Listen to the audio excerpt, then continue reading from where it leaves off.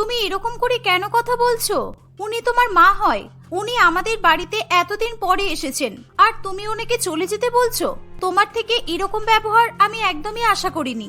আমি সত্যিই তোমাকে অনেক ভালো ভাবতাম, কিন্তু আজকে তুমি তোমার মায়ের সঙ্গে এভাবে ব্যবহার করছো দেখে আমার খুবই অবাক লাগছে। ভবিষ্যতে যে তুমি আমার সাথে এরকম ব্যবহার করবে না তার কি গ্যারান্টি আছে? আমি ওনার সাথে কোনো খারাপ ব্যবহার করিনি। তুমি যদি জানতে উনি আমাদের সাথে কি করেছে তাহলে তুমি কখনোই ওনার হয়ে কথা বলতে পারতে না। যখন আমার ওনাকে সবচেয়ে বেশি দরকার ছিল তখন উনি আমাদের সবাইকে ছেড়ে বিদেশে চলে গেছেন। তাহলে এখন যখন আমাদের আর কোনো দরকার নেই তাহলে ওনার এসেও কোনো লাভ হয়নি। আমি শুধু এইটুকুই বলেছি। আমি এমনি এমনি এতদিন পরে আসিনি। আমি এখনো নিজের দরকারেই এখানে এসেছি। দরকারটা মিটে গেলে আমি আবার বিদেশে চলে যাব। সেসব নিয়ে তোকে চিন্তা করতে হবে না। সে তুমি যা কাজ করবে করো, আমার তাতে কিছুই যায় আসে না। কিন্তু আমার বাড়িতে থাকলে এরকম মডার্ন জামা কাপড় পরে থাকতে পারবে না। আমার বাড়িতে আমার অফিস কলিগরা মাঝে মধ্যেই আসে। ওরা ওদের মাদের এইভাবে জিন্স টপে দেখে অভ্যস্ত নয়। আর আমি চাই না তোমার জন্য আমাকে ওদের কাছে অপমানিত হতে হোক। সেই কারণেই বললাম। এমনিতেই তো তোমার জন্য কম অপমানিত হয়নি ছোটবেলা থেকে। আমার জন্য তোকে অপমানিত হতে হয়েছে? কে করেছে তোকে অপমান? আমি যখন এ দেশ থেকে চলে গেছি তখন তোর মান অপমানের বোধটুকু ছিল? হ্যাঁ, আমার যথেষ্ট বোধ ছিল। আর সবাই আমাকে অপমান করেছে। আমি যখন কাউকে বলতাম আমার মা বিদেশে কাজের জন্য চলে গেছে, কেউ বিশ্বাস করতো না। সবাই বলতো তুমি অন্য কাউকে বিয়ে করে চলে গেছো। সবাই এটাও বলতো যে কাজের জন্য চলে গেলে বছরের পর বছর বাড়িতে না এসে কাটাতে পারে না। নিশ্চয়ই তুমি ওখানে সংসার পেতেছো, তাই আসুনি। আর তুই সবার কথায় এতই বিশ্বাস করে নিলি যে তুই কোনোদিনও আমার ফোনও ধরলি না? আমি তোকে কতবার ফোন করেছি, কত ইমেল করেছি, তুই কোনোটারই রেসপন্স করিসনি। আমার সেই পুরানো কম্পিউটারও নেই আর সেই পুরানো মেল আইডিও নেই। সুতরাং তুমি তখন কি পাঠিয়েছো আমি দেখতেও পারবো না। তাই এসব নিয়ে কথা বাড়িয়ে কোনো লাভ নেই। এ তো সোনায় সোহাগা হয়ে গেল। ভেবেছিলাম মেলগুলো পড়ে হয়তো আমাকে অনেক প্রশ্ন করবে, কিন্তু এ তো কোনোদিনও মেলগুলোই পড়েনি। আমার কি, আমি তো আমার লাভটা দেখতে পেলেই হলো। আচ্ছা বাবা, আপনারা এইসব বাদ দিন। আপনি অনেকটা জার্নি করে এসেছেন, আপনি এবার হাত মুখ ধুয়ে নিন। আমি আপনাকে খেতে দিয়ে দিচ্ছি। এই বলে প্রীতি তার শাশুড়ি মায়ের জন্য খাবার আনতে চলে যায় এবং বাকিরাও যে যার কাজে চলে যায়। ললিতা দেবীর কথাগুলো সুমনের কেমন যেন অদ্ভুত লাগে। কথাবার্তা, চেহারা সবকিছু তার মায়ের মতো হলেও এই ললিতা দেবীকে সুমনের বড্ড অচেনা লাগে। সুমন ললিতা দেবীর একমাত্র সন্তান ছিল, কিন্তু তবুও ললিতা দেবী আজ থেকে প্রায় 20 বছর আগে সুমনকে তার বাবার কাছে একা রেখে বিদেশে চলে গিয়েছিল। ললিতা দেবী বাড়িতে সবাইকে বলে গিয়েছিল যে সে চাকরির সন্ধানে বিদেশে পাড়ি দিচ্ছে। সুমন তখন 5 বছরের ছোট ছেলে। সে অনেক মানা করা সত্ত্বেও ললিতা দেবী তাকে ছেড়ে চলে যায়। তখন থেকেই ললিতা দেবীর উপর সুমনের একটা চাপা রাগ জমতে থাকে। আজকে 20 বছর পরে ললিতা দেবী সুমনের বাড়িতে এসেছিল। সে বেল বাজাতেই প্রীতি এসে দরজা খোলে এবং তাকে দেখে প্রীতি অবাক হয়ে যায়। কে আপনি? আপনাকে তো আমি কখনো দেখিনি। আমাদের দেশের বৃদ্ধারা যে এরকম জামা কাপড় পরে আপনাকে না দেখলে বুঝতেই পারতাম না। এত সুন্দর জিন্স, এত সুন্দর টপ, আপনাকে কিন্তু দারুণ মানিয়েছে। আচ্ছা এসব বাদ দিন, আগে বলুন তো আপনি কে? I am your mother in law. আমি তোমার শাশুড়ি মা হই। আসলে আমি এখানে থাকি না, আমি আজকেই বিদেশ থেকে এসেছি। পুরানো বাড়িতে খোঁজ নিয়ে ফাইন্ড আউট করলাম যে সুমন এখন এখানে থাকে, তাই জন্য আমি এখানে চলে এসেছি। তোমাদের কোনো প্রবলেমে ফেললাম না তো? আপনি সত্যি সুমনের মা? আপনি বেঁচে আছেন? আমি সত্যিই জানতাম না। আমি তো সুমনকে যখনই জিজ্ঞাসা করেছি ও বলেছে ওর মা মারা গেছে। বলছি, আপনার কাছে কোনো প্রমাণ আছে যেটা দেখে আমি বিশ্বাস করতে পারবো যে আপনি সত্যি সুমনের মা? তুমি খুব স্মার্ট। তোমার ইন্টেলিজেন্স দেখে আমি মুগ্ধ হয়েছি। সত্যিই তো, এভাবে কাউকে বাড়িতে ঢুকতে দেওয়া উচিত না। আর সুমন তো তোমাকে আমার উপর রাগ করে আমার মারা যাওয়ার কথা বলেছে। আমি আসলে বিদেশে চলে গিয়েছিলাম, তাই ওর রাগ হয়েছে হয়তো। এই বলে ললিতা দেবী সুমনের একটা ছোটবেলার ছবি প্রীতিকে দেখায়। সেই ছবিটিতে ললিতা দেবীও সুমনের পাশেই বসেছিল। মুখের মিল দেখতে পেয়ে প্রীতির বিশ্বাস হয়ে যায় যে এটাই তার শাশুড়ি মা এবং তাকে সে ঘরে নিয়ে আসে। বিদেশি শাশুড়ি মাকে দেখে প্রীতি একদম মুগ্ধ হয়ে যায়। সে সারাদিন ললিতা দেবীর সঙ্গে নানান রকমের গল্প করতে থাকে। ললিতা দেবী কথায় কথায় ইংরেজি বললে প্রীতি সেগুলো শুনতে খুবই ভালো লাগে। এই নিন মা আপনার চা। এখন তো 3-4 দিনের জন্য সুমন বাড়িতে আসবে না। আমরা দুজনে মিলে অনেক গল্প করব। আমাদের বাড়ির সামনে একটা নতুন শপিং মল খুলেছে, সেখানে আমি আপনাকে নিয়ে যাব। আমি শপিং ওখান থেকেই করি। আমার মাকেও কতবার আনতে চেয়েছি, কিন্তু আমার মা আসে না। আপনাকে তো দেখছি আপনি সবই ব্র্যান্ডেড জামা কাপড় পরেন, তাই আপনার সঙ্গে শপিং করতে গেলে খুবই মজা হবে। সেসব তো ঠিক আছে বৌমা, কিন্তু তুমি এটা কে নিয়ে এসেছো আমার জন্য? আমি মিল্ক টি খাই না। আসলে আমার তো বয়স হচ্ছে, ডায়াবেটিস হতে পারে। আমি মিষ্টি জিনিস একদম অ্যাভয়েড করি। তুমি পরের দিন থেকে যখন চা বানাবে তখন চিনি ছাড়া বানাবে, কেমন? আর আমি এসব জায়গা থেকে শপিং করি না। আমি সব শপিং করতে দুবাইতে চাই। ওখানে অনেক ব্র্যান্ডেড জিনিস অনেক সস্তায় পাওয়া যায়। তুমি চাইলে আমি তোমাকেও নিয়ে যেতে পারি। কি বলছেন কি? আমি সবাই শপিং করতে মার্কেটে যায়, শপিং মলে যায়, আপনি একেবারে অন্য দেশে চলে যান? সত্যি আপনি আমাকে নিয়ে যাবেন? কিন্তু সুমন যদি আমাকে যেতে না দেয়, তাহলে আমি আপনাকে কয়েকটা জামার নাম বলে দেব, আপনি সেরকম জামা আমার জন্য নিয়ে আসবেন প্লিজ। যেতে দেবে না কেন শুনি? আমার ডটার ইন ল মানে তো আমার ডটারের মতোই। তাকে নিয়ে আমি যেখানে খুশি যেতে পারি। আমি তোমাকে নিয়ে শুধু দুবাই কেন, তোমাকে আরো অনেক জায়গায় নিয়ে যেতে পারি। তুমি শুধু তৈরি থাকো। এইভাবে ধীরে ধীরে ললিতা দেবী আর প্রীতির বন্ধুত্ব গাঢ় হয়ে যায়। প্রীতি তাদের বাড়ির সমস্ত তথ্য ললিতা দেবীকে দিতে থাকে। তাদের কোথায় কটা জমি আছে এবং কোন ব্যাংকে কত টাকা আছে, দুদিনের মধ্যে প্রায় সবকিছুই ললিতা দেবীকে সে জানিয়ে দেয়। আচ্ছা বৌমা, তোমার কথা শুনে তো বুঝতেই পেরেছি যে সুমনের ইনকাম বেশ ভালোই, আর এই বাড়িতে তোমরা দুজন থাকো, তাই খরচাও খুব একটা বেশি হয় না বললেই চলে। তাহলে কি সুমন বাইরে খুব কম টাকা নষ্ট করে? কেন মা, আপনার হঠাৎ করে এমন মনে হচ্ছে কেন? ও তো আমাদের প্রয়োজন মতো সবকিছুই নিয়ে আসে, কিছু দ্বিতীয়বার বলতে হয় না। ও আমার যথেষ্ট খেয়াল রাখে। আর বাইরে টাকা নষ্ট করার তো কথাই আসছে না, কারণ সুমনের সেরকম কোনো বন্ধু বান্ধব নেই। কিন্তু আমি বুঝতে পারলাম না আপনি হঠাৎ এই কথাটা কেন জিজ্ঞাসা করলেন। না, অ্যাকচুয়ালি আই হ্যাভ নোটিসড যে তুমি কোনো সোনার গহনা পরে নেই। যার স্বামী এত রোজগার করে, যে এত সুন্দর বাড়িতে থাকে, তার কানে গলায় একটাও সোনার গহনা না দেখতে পেলে কেমন একটা অদ্ভুত লাগে। আসলে আমি তো তোমার শাশুড়ি মা, তাই জন্যই জিজ্ঞাসা করছি। তুমি কিছু খারাপ ভেবো না, কেমন? আরে না না, কি যে বলছেন আপনি, আমি খারাপ কেন ভাবতে যাব? আমরা তো এখন বন্ধু হয়ে গেছি, এটুকু তো আপনি জিজ্ঞাসা করতেই পারেন। আমি কিছু মাইন্ড করিনি।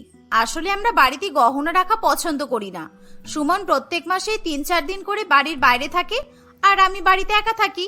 গহনা বাড়িতে থাকলে একটা সমস্যার সম্ভাবনা থেকেই যায়, সেই জন্য আমরা কিচ্ছু বাড়িতে রাখি না। যতদিন ধরে ফরেনে গেছি ততদিন ধরে শুধু বিদেশি গহনাই পরে গেছি। এখনকার গহনা কিরকম দেখতে হয় সবই আমি ভুলে গেছি। আমার মায়ের কাছে ছিল সীতাহার, বড় বড় ঝুমকা, আরো কত ভারী ভারী গহনা। বিদেশে এসব কিছুই নেই। সবকিছুই হয় ডায়মন্ড আর না হয় প্লাটিনাম। ওখানে সোনা কেউ খুব একটা পছন্দ করে না। এসব শুনে প্রীতি আকাশ থেকে পড়ে। সে কি কথা মা, সবাই শুধু হীরের গহনাই পরে? আপনার কাছেও বুঝি অনেক হীরের গহনা আছে? আমাকে দেখাবেন? আমার একটা হীরের নেকলেসের খুব শখ জানেন, কিন্তু মনের মতো পছন্দই হয় না। আর সুমনের সঙ্গে যখনই শপিং করতে যায়, ও শুধু সোনার গহনাই কিনে দেয়। তোমার তো তাহলে প্রচুর সোনার গহনা আছে। আমার ছেলেটা বড্ড ভালো। ছোটবেলাতে আমাকে খুব ভালোবাসতো।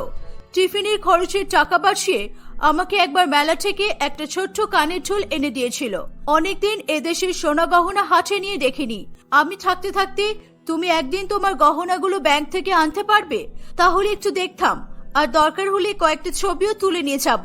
ডিজাইন পছন্দ হলে প্ল্যাটিনাম দিয়ে সেরকম গহনা বানাতে পারবো। ললিতা দেবীর কথা প্রীতি যতই শোনে ততই সে অবাক হতে থাকে। প্রীতি বুঝতেই পারে না যে তার এত ভালো একটা শাশুড়ি মা থাকতেও কেন সুমন তাকে সেটা জানায়নি। কয়েকদিনের মধ্যেই সুমন বাড়ি ফিরে এসে ললিতা দেবীকে দেখে সে বড্ড রেগে যায়। সে জানে তার মা নিজের কাজের জন্য তাকে এবং তার বাবাকে দেশে ফেলে রেখে বিদেশে চলে গিয়েছিল। ললিতা দেবীর উপর তার সেই রাগ এখনো যায়নি। সে বাড়িতে আসতে না আসতেই তার মা তাকে অনেক ইমেল এবং ফোন করেছিল জেনেও সুমনের একটুও কষ্ট হয় না। আমি তো ভাবতাম মা আমার কোনো খোঁজ রাখিনি, কিন্তু মা আমাকে সত্যি এতবার ফোন করেছিল, তাহলে বাবা আমাকে বলেনি কেন? আর মা আমাকে তো ইমেলও করেছিল। আমি রাগে কোনোদিনও সেই ইমেলগুলো খুলে দেখিনি। পুরানো ইমেল অ্যাড্রেসটা একবার চালু করতে পারলে মায়ের মেলগুলো দেখতে পারবো, তাহলে বুঝতে পারতাম মা কেন এরকম করলো। তাহলে হয়তো আর মায়ের উপর রাগও হতো না। নিজে তো সফটওয়্যার ইঞ্জিনিয়ার হয়েছে, কিন্তু নিজের এইটুকু সমস্যার সমাধান করতে পারছি না। এইভাবে আরো বেশ কিছুদিন কেটে যায়। একদিন সুমন প্রীতিকে ফোন করে কিছু একটা বলে। সেটা শুনে প্রীতি খুবই ঘাবড়ে যায়। তার শাশুড়ি মা অনেকবার জিজ্ঞাসা করলেও সে তার শাশুড়ি মায়ের সামনে কিছুই বলতে পারে না, শুধু বলে সুমন আসলেই সবটা জানতে পারবে। প্রীতির শাশুড়ি মা তাকে শান্ত করার জন্য শরবত, চা, বিভিন্ন রকম খাবার অনেক কিছুই দেওয়ার কথা বলে, কিন্তু সে কিছুই খেতে রাজি হয় না। কি হয়েছে বলো তো বৌমা?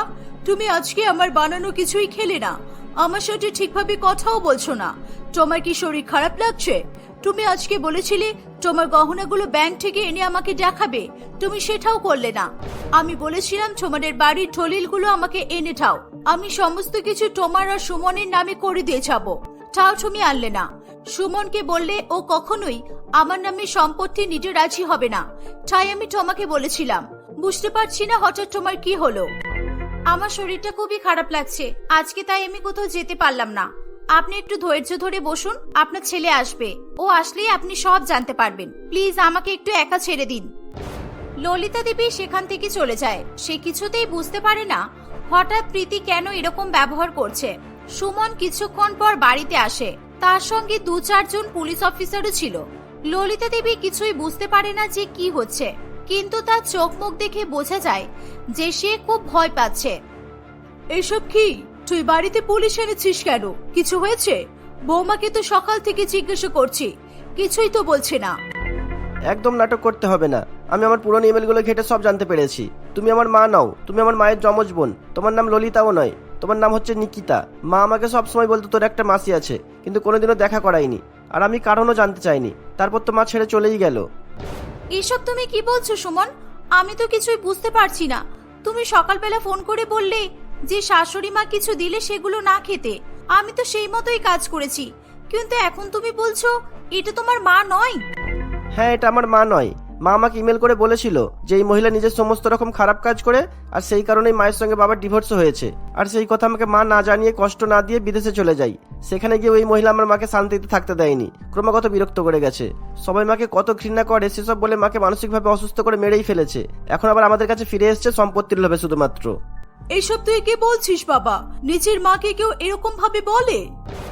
একদম নাটক করবে না। আমি প্রথম দিন আপনার কথাবার্তা, আচার আচরণ থেকেই বুঝে গিয়েছিলাম যে আপনি আমার মা নন, কিন্তু তখন আসল সত্যিটা জানতাম না। ভাগ্যিস ইমেলগুলো পড়ার কথা আমার মাথায় এলো, সেই কারণেই কত বড় ক্ষতির হাত থেকে রেহাই পেলাম।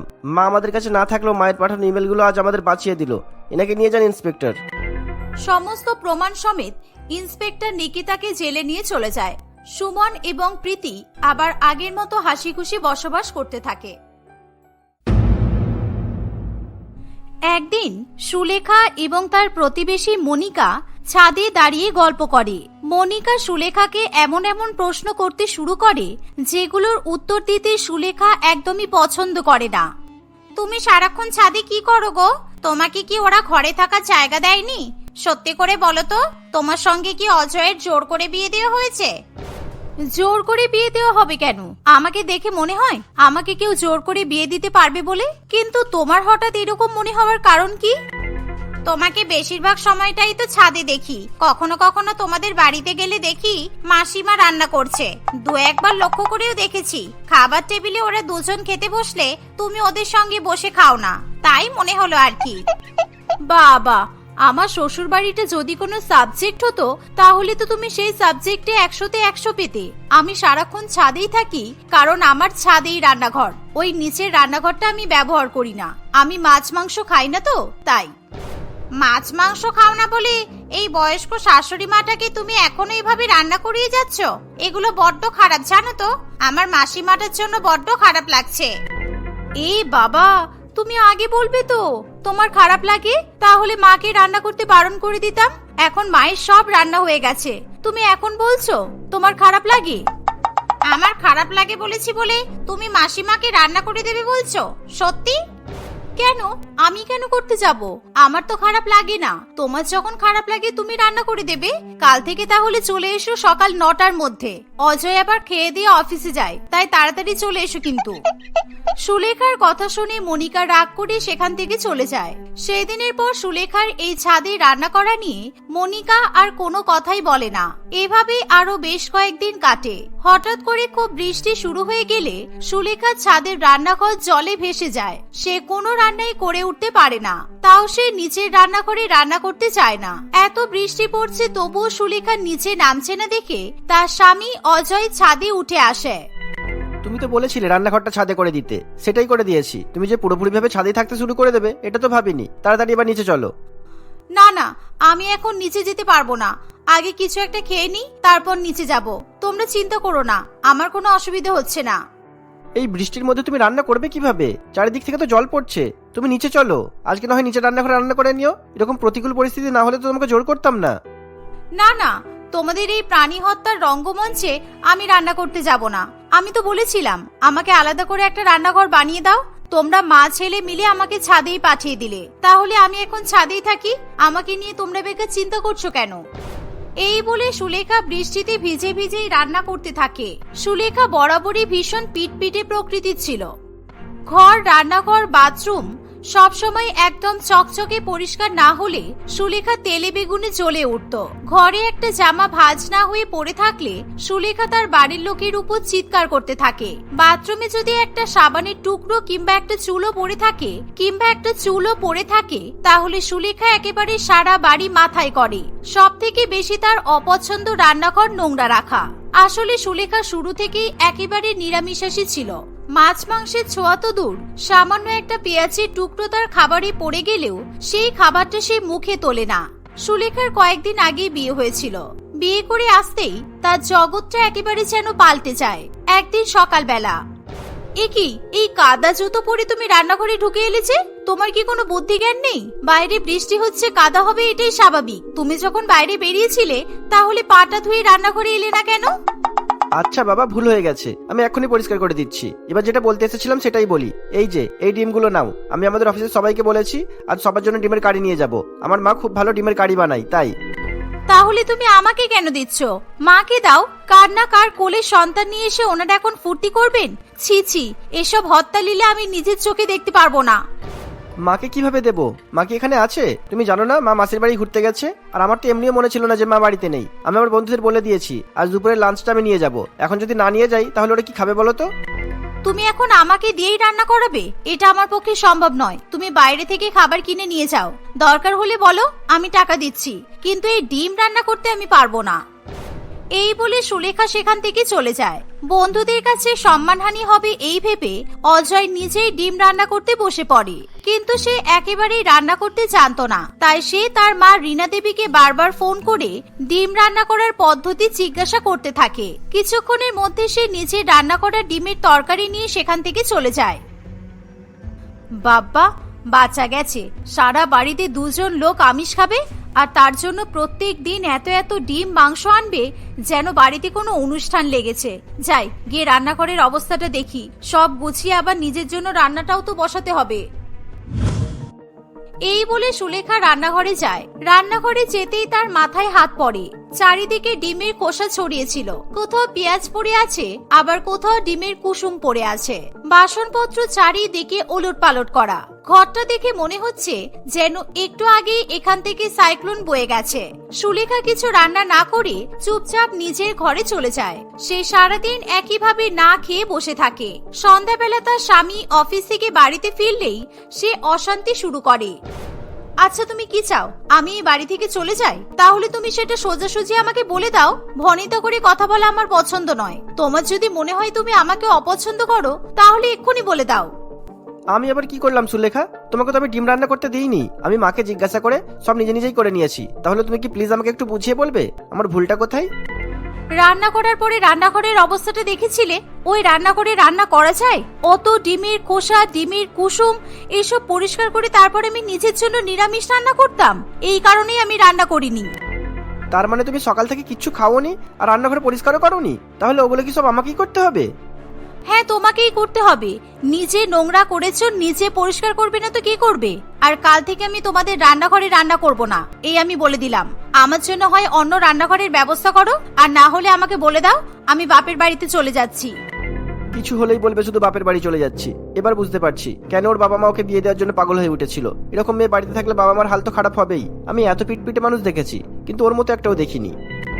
সুলেখার কথা শুনে অজয় সঙ্গে সঙ্গে রান্নাঘরটা পরিষ্কার করে দেয়। এইভাবে আরো কয়েকদিন কাটে। রীনা দেবী বাড়িতে ফিরে এলেই তাদের বাড়িতে আরো একটা নতুন অশান্তির সৃষ্টি হয়, কারণ রীনা দেবী পরিষ্কারভাবে জানিয়ে দেয় সে বাড়ির অন্য কোথাও রান্নাঘর বানাতে দেবে না। তুই জানিস না তোর বাবা এই বাড়িটা কত ভালোবেসে বানিয়েছে? তাহলে তুই কি চাস? এই মেয়েটার পিটপিটানির জন্য তুই নিজের বাবার হাতে বানানো বাড়িটাকে ভেঙে চুরে ফেলে দিবি? এটা এখন যা আছে তাই থাকবে, এক্সট্রা কোনো রান্নাঘর হবে না এখানে। তাহলে আপনারা অন্তত নিজের রান্না করার পর একটু জায়গাগুলো পরিষ্কার করে দেবেন, এরকম হলেই তো আর কোনো সমস্যা থাকে না। ঘরে একটা বউ এনেছিলাম আমার হাতে হাতে সাহায্য করবে বলে, এ তো দেখছি এসেই আমার কাজ আরো ডবল করে দিয়েছে। নিজের জন্য ছেলের জন্য রান্নাও করব, আবার পরিষ্কারও করব, তাহলে তুমি কি করবে শুনি? এইভাবে প্রত্যেক দিনই তাদের বাড়িতে ঝগড়া চলতে থাকে। ধীরে ধীরে তারা সকলেই ব্যতিব্যস্ত হয়ে ওঠে। শেষ পর্যন্ত সব রকম আমিষ জিনিসপত্রের ছোঁয়া থেকে দূরে থাকার জন্য সুলেখা ছাদের উপর তার রান্না করার ব্যবস্থা করে। সেই দিনের পর থেকেই সুলেখা ছোটখাটো কাজের জন্য তার ছাদের রান্নাঘরটা ব্যবহার করতে থাকে। রাগ করে সে কখনোই নিচের রান্নাঘর ব্যবহার করে না, আর এই রাগের কারণেই সে প্রচন্ড বৃষ্টির মধ্যেও ছাদে ভিজে ভিজে রান্না করতে থাকে। এভাবে আরো কয়েকদিন কাটে। আবার একদিন সুলেখার সাথে কথা বলতে মনিকা তাদের বাড়ির ছাদে ওঠে। আমাদের পাড়ার ঘটনা শুনেছো? আমার তো বাড়ি থেকে বের হতেই ভয় করছে। কাকে বিশ্বাস করি বলো তো? আমার ছেলে মেয়েরা একা একা স্কুলে যায়, আর আমার সারাদিন চিন্তায় বুক ধুকপুক করতে থাকে। আসল গল্পটা না বলে কে গল্প লিখেছে, কত সালে গল্পটা বই হিসেবে প্রকাশিত হয়েছে, সেই গল্পের লেখক কি পুরস্কার পেয়েছে, এসব বলছো কেন? তুমি এত ঠুকে ঠুকে কথা বলো না তো, খুব রাগ হয় মাঝে মাঝে। যাই হোক ছাড়ো, আমার বর তো পুলিশে কাজ করে জানোই। ওর কাছে খবর পেলাম আমাদের পাড়ায় নাকি একজন ভয়ঙ্কর ক্রিমিনাল এসে লুকিয়েছে। সে কে, কোথায় থাকে, কেমন দেখতে কেউ কিচ্ছু জানে না। কিরকম দেখতে না জানলে তাকে ধরবে কি করে? এই কেমন আজব কথা। আর কিছু খবর পাওনি তোমার স্বামীর কাছ থেকে? আর তো তেমন কিছু বললো না, শুধু বললো ওই ড্রোন নাকি আছে না, ওই যে গো উড়ন্ত ক্যামেরাগুলো, সেগুলো শহরে ছাড়া হবে, আর ওই ড্রোন দিয়েই আমাদের এলাকার প্রত্যেকটা অলিগলি সমস্ত কিছু ভালো করে তল্লাশি করা হবে। এভাবেই মনিকা এবং সুলেখা সেই বিষয়ে আলোচনা করতে থাকে। দেখতে দেখতে আরো কয়েকদিন কাটে। সুলেখা যখন রান্নাঘরে থাকে অনেক সময় সে ড্রোনগুলোকে আশপাশ দিয়ে যেতে লক্ষ্য করে। সে ছাদের উপর রান্না করছে, এটা সবাই জানতে পারলে তার লজ্জার শেষ থাকবে না, এই ভেবে ড্রোন আসতে দেখলেই সে লুকিয়ে পড়ে। ওদিকে থানার দারোগা বাবুর কাছে কে যেন খবর দেয় ড্রোনে একজন সন্দেহজনক ব্যক্তিকে দেখতে পাওয়া গেছে, যে কিনা কোনো এক বাড়ির ছাদের চিলেকোঠার মধ্যে লুকিয়ে থাকে। এরকমই একদিন সুলেখা আপন মনে রান্না করছে, এমন সময় হঠাৎই তার ছাদে বেশ অনেকজন পুলিশ চলে আসে। সেই সময় অজয় কিংবা রীনা দেবী কেউই বাড়িতে ছিল না। এতদিন লুকিয়ে ফেলেছো, আর নয়। তুমি কি ভেবেছিলে আমাদের পাড়াতে এসে আমাদের নাকের তলা দিয়ে নিজের সমস্ত কুকর্ম করে পার পেয়ে যাবে? সেটা আর হচ্ছে না। এই সঞ্চিতা, ওকে অ্যারেস্ট করো। কিন্তু আমি কি করেছি? আমি তো ঘরের বাইরে বেরোইনি, কত মাস হয়ে গেল। আপনাদের কোথাও একটা ভুল হচ্ছে। আপনারা যাকে ভাবছেন আমি কিন্তু সেই নই। চুপ একদম। আজ অব্দি কোনো চোর চুরি করে শিকার করেছে? হ্যাঁ, আমাদের এলাকায় ব্যাংক ডাকাতি করে আবার আমাদের এলাকাতে গৃহিণী সেজে থাকা হচ্ছে। তোমার সাহসের কিন্তু প্রশংসা করতে হবে। আরে বাবা, আমি কিচ্ছু করিনি। আমি তো ছাদে রান্না করছিলাম। রান্না করার জন্য যদি আপনারা আমাকে গ্রেফতার করতে চান তাহলে করতেই পারেন। ছাদে রান্না করছিলে কেন তুমি? বাড়িতে রান্নাঘর নেই নাকি? লোকচক্ষুর আড়ালে এই বাড়ির ছাদে এসে লুকিয়ে থাকা শুরু করেছিলে? সুলেখা অনেকবার বোঝানোর চেষ্টা করলেও মনোহর বাবু তার কোনো কথাই শোনে না। তারা সুলেখাকে হাতকড়া পরিয়ে সেখান থেকে নিয়ে যেতে যাবে, এমন সময় রীনা দেবী এবং অজয় সেখানে চলে আসে। তারা মনোহর বাবুকে বুঝিয়ে বলে কেন সুলেখা ছাদে রান্না করে। পাশের ছাদ থেকে মনিকাও এসে তাদের কথায় সম্মতি দেয়। সকলের কথা শুনে তবেই মনোহর বাবু সুলেখাকে ছাড়তে বাধ্য হয়।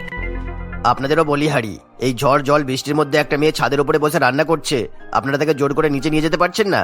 যদি আপনারা সঠিক সময় বাড়িতে না আসতেন তাহলে পাড়ার সকলের সামনে দিয়ে আপনাদের বাড়ির বৌমাকে হাত করা পরিয়ে আমরা থানায় নিয়ে যেতাম। আমরা তো অনেক বুঝিয়েছি স্যার, ও নিচে যেতে চায় না। ও আমিষের ছোঁয়া, অপরিষ্কার রান্নাঘর এইসব ভীষণ অপছন্দ করে, সেই কারণে ও ছাদে নিজে রান্নাঘর বানিয়ে ফেলেছে।